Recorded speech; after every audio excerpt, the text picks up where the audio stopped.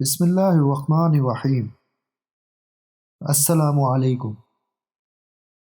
جب اللہ تعالیٰ نے جنات کو تخلیق کیا تو انہیں بہت حسین بنایا، انہیں شرافت و بزرگی عطا کی، انہیں زمین پر بادشاہت بخشی، مگر انہوں نے زمین میں فساد مچایا اور قتل و غارت کا بازار گرم کیا۔ اللہ تعالیٰ نے جنات کو آگ سے تخلیق فرمایا۔ جنات کو حضرت آدم علیہ السلام سے پہلے پیدا کیا گیا تھا۔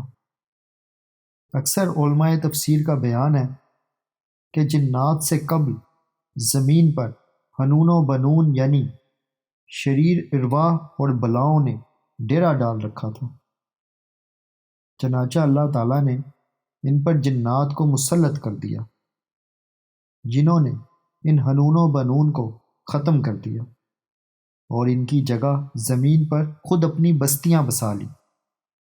کچھ عرصہ تو زمین میں امن قائم رہا، لیکن پھر جنات نے بھی زمین میں فساد شروع کر دیا۔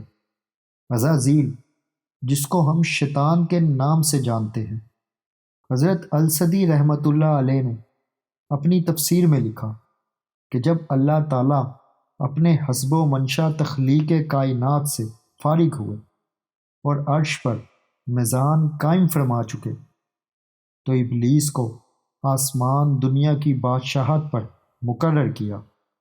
ابلیس کا تعلق فرشتوں کے اس گروہ سے تھا جسے جن کہا جاتا ہے۔ ان کا نام جن اس لیے رکھا گیا کہ یہ جنت کے پہرےدار اور محافظ تھے۔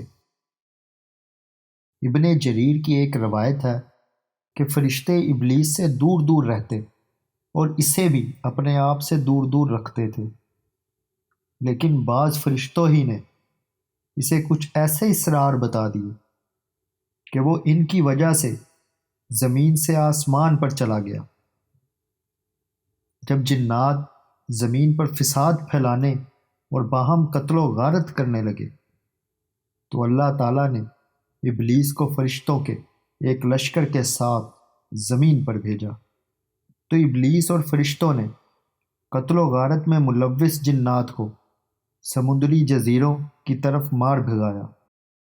بس اسی کارنامے نے ابلیس کے دماغ میں تکبر اور غرور بھر دیا۔ ابن ابی حاتم لکھتے ہیں کہ ابلیس اشرف الملائکہ اور اپنے قبیلے کی عظیم ترین شخصیت تھا، اسی لیے وہ فرشتوں کا سربراہ تھا اور آسمان اول کی سلطنت اس کے حوالے کی گئی تھی، بلکہ زمین کی سلطنت بھی اس کے سپرد تھی اور وہ سلطان الارض کہلاتا تھا۔ ابن جریر لکھتے ہیں کہ فرشتوں میں سے جس نے یہ بات کہی کہ اللہ کے سوا میں بھی ایک خدا ہوں تو وہ ابلیس تھا۔ اس نے فرشتوں کو اپنی عبادت کی طرف دعوت دی۔ شیطان کی گمراہی کی ایک وجہ علامہ طبری رحمۃ اللہ علیہ لکھتے ہیں کہ ابلیس نے کہا کہ مجھے فرشتوں پر فضیلت حاصل ہے۔ جب اس کے دل میں تکبر آیا تو اللہ تعالیٰ اس کے خیال پر مطلع ہو گئے اور فرشتوں سے فرمایا کہ میں زمین میں ایک خلیفہ بنانے والا ہوں، جس کے جواب میں فرشتوں نے کہا کہ کیا آپ زمین میں کسی ایسے کو مقرر کرنے والے ہیں جو اس کے انتظام کو بگاڑ دے اور خون ریزی کرے؟ ابن عباس رضی اللہ عنہ فرماتے ہیں کہ فرشتوں نے یہ جواب اس وجہ سے دیا تھا کہ زمین پر اس سے پہلے رہائش پذیر جنہوں نے فساد برپا کر دیا تھا اور اللہ تعالیٰ کی نافرمانی کی تھی، لہٰذا اب بھی جو خلیفہ بنے گا وہ ویسا ہی کرے گا۔ تو اللہ تعالیٰ نے فرمایا کہ میں جانتا ہوں جو کچھ تم نہیں جانتے، یعنی میں ابلیس کے فخر و غرور اور اس کی سرکشی کو جانتا ہوں اور اس کے نفس میں باطل گھر کر گیا ہے اور اسے دھوکے میں مبتلا کر دیا ہے۔ یہی وجہ ہے کہ جب اللہ تعالیٰ نے حضرت آدم علیہ السلام کو سجدہ کرنے کا حکم دیا تو ابلیس نے انکار کیا اور کہا کہ تو نے اسے مٹی سے اور مجھے آگ سے بنایا ہے، میں اس سے بہتر ہوں۔ کافر اور وہ جنات شیاطین جن کا جد اعلیٰ ابلیس ہے حضرت آدم علیہ السلام اور ان کی اولاد کے ازلی دشمن ہیں، اور بنی آدم کو راہ حق سے بھٹکانے اور ورگلانے میں کوئی کسر نہیں چھوڑتے، نہ قیامت تک چھوڑیں گے۔